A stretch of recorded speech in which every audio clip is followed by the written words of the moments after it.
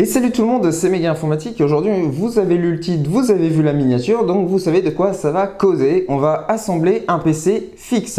Alors, avant de commencer, je tiens à faire une précision. Cet ordinateur n'a absolument pas vocation à faire du jeu, à faire de la conversion, à faire des calculs compliqués. Ça va être une machine qui va servir uniquement pour tout ce qui va être acquisition vidéo, multimédia, bureautique. Le but étant de soulager une machine qui est faite pour ça, qui est configurée pour faire du codage, pour faire du montage vidéo haute qualité, Full HD, 4K, etc. Pouvoir la soulager et pas la faire tourner inutilement. C'est pour également vous montrer, je fais cette vidéo parce que ce qui est intéressant là-dedans, c'est de vous montrer que pour 250 € sous réserve que vous avez écran, clavier, souris, on peut s'en sortir avec une configuration pas trop mal. Alors à ça, il va falloir rajouter le disque dur à plateau ou le SSD, suivant ce que vous voulez, ou les deux. Là, c'est ce qui va se passer. Il va y avoir un SSD pour le système et un disque dur à plateau pour tout ce qui va être stockage. Il va servir à tout ce qui va être bureautique, multimédia et par exemple capture, faire de la capture vidéo, donc ça sera largement suffisant.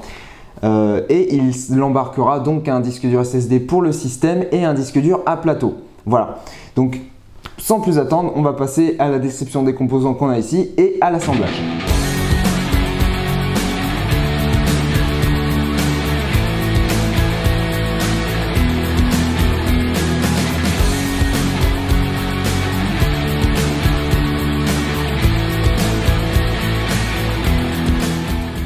Alors pour parler des composants, je vais m'effacer un petit peu du cadre. Donc dans un premier temps, on a ceci, ce sont des colliers de serrage, vous allez comprendre pourquoi je les ai après.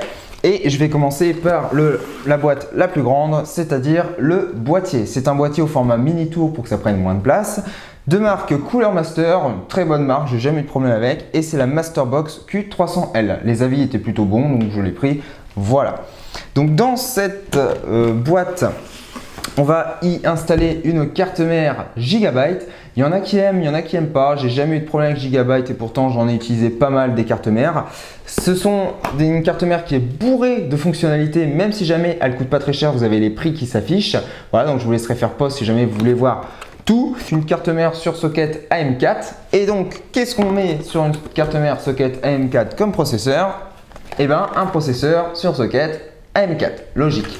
Voilà, donc celui-ci, c'est le AMD Athlon donc X4 950 qui a une fréquence de 3,5 GHz qui peut monter à 3,8 en boost, donc largement suffisant pour ce qu'on va en faire. À noter également que je n'ai pas donc choisi de ventirad à part, puisque pour ce qui va être fait avec l'utilisation de cette machine, le ventilateur donné de base avec le processeur est largement suffisant. Voilà. Et à ça, on va, pour faire travailler l'ensemble, lui ajouter une barrette de RAM cruciale de 4 Go. Il n'y a absolument aucun placement de produit dans cette vidéo, je le précise. Voilà, je ne touche à rien du tout. Donc c'est une une barrette de RAM de 4 Go en 2400 MHz. Alors il y avait une plus grande fréquence, il y avait 3600, etc. puisqu'elle supporte plus haut celle-là. Mais le problème, c'est que les délais étaient très longs pour la livraison et comme j'avais besoin de la machine assez rapidement, j'ai choisi cette barrette de RAM là. Alors pourquoi pas 8 Go? Et bien tout simplement parce que cette machine ne va pas être sous Windows 10 mais sous Windows 7. Et pour alimenter le tout, on a cette alimentation Corsair, la CX450, donc CX450 pour 450 watts, c'est une bronze 80+, c'est surdimensionné par rapport à la consommation des composants. Par contre, l'avantage, c'est qu'elle est silencieuse et de brader un PC sans forcément changer l'alimentation en même temps. Voilà, c'est plutôt pas mal. Bien, donc on commence cet assemblage par enlever bien évidemment les plaques. Alors, un petit conseil que je vous donne, si la machine n'a pas vocation à servir tout de suite, mais qu'elle est assemblée pour un ami, etc., vous laissez toutes les protections et vous gardez le carton de la boîte. Je vais vous expliquer pourquoi. Et bien, tout simplement parce que une fois que le PC sera monté, assemblé, vous pourrez remettre avec tous les composants, ça s'entend, le PC directement dans la boîte et comme ça pouvoir transporter l'ensemble des composants en une seule fois et assez facilement.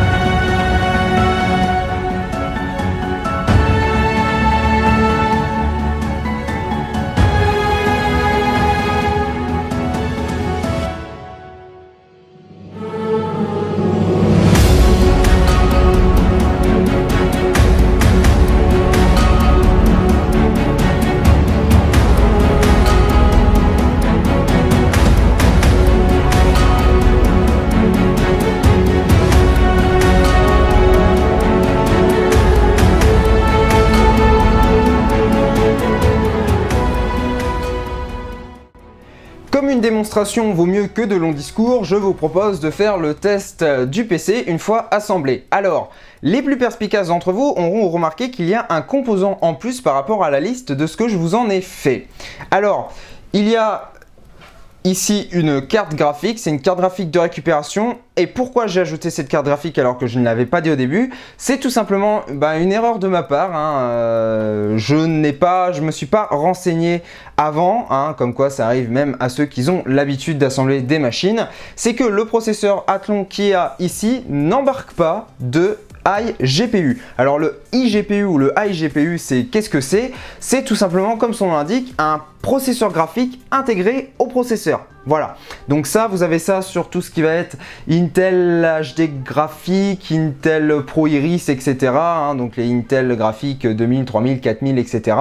Que vous avez dans certains Mac. Donc ça veut dire qu'il y a un GPU intégré dedans et que ça peut exploiter les sorties de la carte mère. Voilà, donc là avec celui-ci c'est pas le cas, avec certains Ryzen pour l'instant c'est également pas le cas, donc faites attention si vous prenez des processeurs AMD un petit peu plus puissants et faites gaffe. Voilà, donc renseignez-vous bien, ça va permettre en même temps de vous apprendre à bien se renseigner avant d'acheter quoi que ce soit.